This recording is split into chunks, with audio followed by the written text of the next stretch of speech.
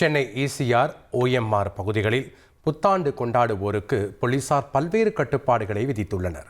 ECR, OMR பகுதிகளில் அதிக அளவு கேளிக்கை விடுதிகள் உள்ள நிலையில் புத்தாண்டு கொண்டாட்ட நிகழ்வுகளை இரவு 12 மணிக்கு மேல் அனுமதிக்க கூடாது என்றும், பட்டாசுகள் ஏதும் வெடிக்க அனுமதி அளிக்க கூடாது என்றும், நீச்சல் குளம் இருப்பின் வாடிக்கையாளர்களை அதில் குளிப்பதற்கு அனுமதிக்க கூடாது என்றும் போலீசார் அறிவுறுத்தியுள்ளனர்.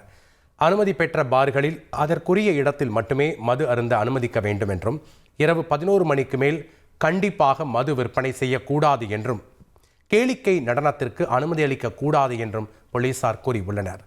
நீச்சல் குளங்கள் அருகே மேடை அமைத்து புத்தாண்டு கொண்டாட்டங்கள் நடைபெற அனுமதிக்க கூடாது.